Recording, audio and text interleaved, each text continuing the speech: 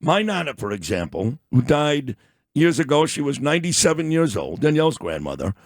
She was in hospice, and it was very, very sad. She was not in a place nearly as nice as Villa Marie Claire, but it was a nice place down in South Florida nevertheless.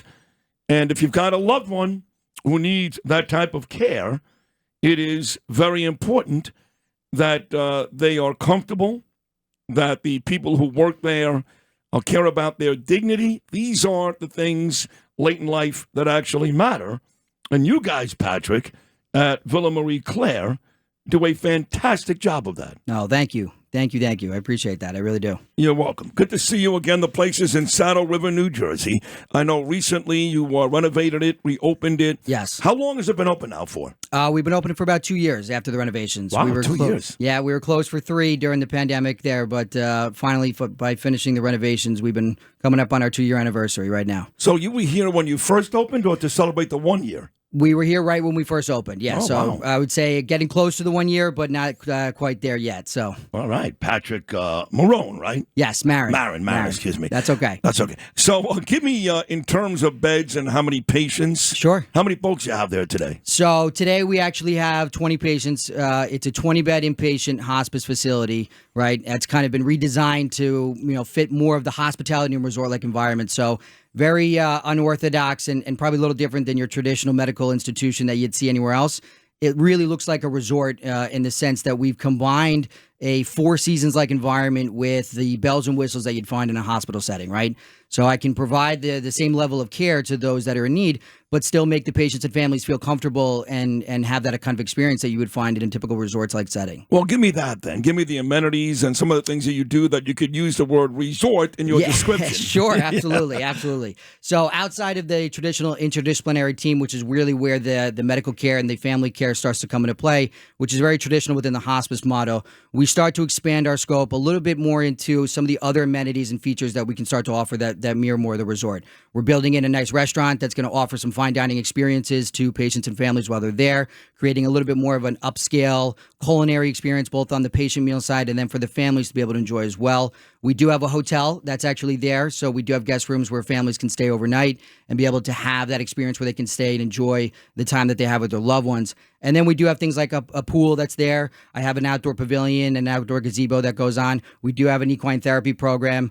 I'll even tell you, as far as we've had a couple of weddings there, actually. No kidding. Yeah, so for a couple of our patients and families, those that were unfortunately unable to make it to a full wedding, we had done some mini ceremonies for them where it actually was able to have, whether it was a father being able to dance with his wife one last time just before, or any of those other little moments like that where we can start to enrich the whole experience and create some of the more unique memories that people can have during those last stages. That is lovely. I would imagine that the outdoor activities today, 100 degrees, canceled. Yes. I canceled. A lot of bingo and movies today. Yes, that's right. Actually, quite literally, we've been canceling quite a few of these, right? So trying to keep everybody inside, keep it cool. What if they want to go vote? Well, you're in Jersey, so yes, they wouldn't be doing that today. Yeah, not today. Right. Well, not make today. sure they go vote for Jack Generelli before, God forbid, something bad happens to them. You're a Hoboken kid, and you grew up in New Jersey as well, so you care about Jersey politics. Of you're course. not going to share it here because you want Democrats and Republicans to come to your place. Yes, that's right. I try to keep the Ville a little apolitical here. Right, but I know who you are. So I like it, Pat. Tell me, too, about hospice in general. I guess the prevalent opinion is hospice is right before it's all over. Yes. And a lot of folks don't want to deal with that because they say hospice, it's almost like they're giving up. I don't agree with that. I think eventually we get to a place medically where it is almost over. Right. And why not make it comfortable for the patient, for the family? You can deny all you want, and then that person just dies at home, which is fine. But why not make it a nicer experience? But you do realize that people think of hospice as we basically gave up. Yes. No, there's definitely a negative stigma or connotation that comes with something like the hospice experience. But I understand where a lot of people come from with that, right? I understand it's a very difficult decision at a very difficult time for families to really be able to process this. But I would say to them, I'd really try to rephrase it about, hospice is really the start of trying to give you control back into determining how you want to live your life, right? Especially at that stage.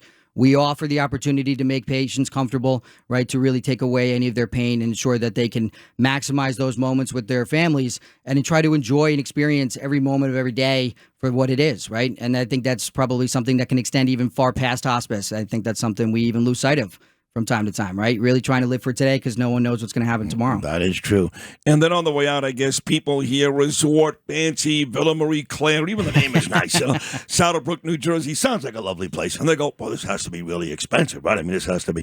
Tell me that it's not, right? It's affordable. It's very affordable, actually. So the only thing you really need outside of being qualified and determined from 2 medical directors that would sign off on being qualified for hospice is we take all Medicare and Medicaid patients, right? So the Medicare and Medicaid population is primarily the population we serve, which again kind of feeds itself into the model, right? We wanted to create something that is very unique, almost like a paradise in that sense, but it's available for all families regardless of their economic background and regardless of the economic spectrum that we work with. They are very lucky to have you. I mean, you're a great-looking guy. I'm serious. Oh, thank you. You're a great talker. You look like $1 million, and you really care about this place. I remember do. last time you were here, like you legitimately love this place and love your job. I do. I really find it to be enriching. I find a sense of fulfillment out of it, and it's really nice to see a lot of the impact that we make with those families. I tell you, the best possible scenario I can have, and we've seen this from time to time with our medical director, Dr. Charlie Violati,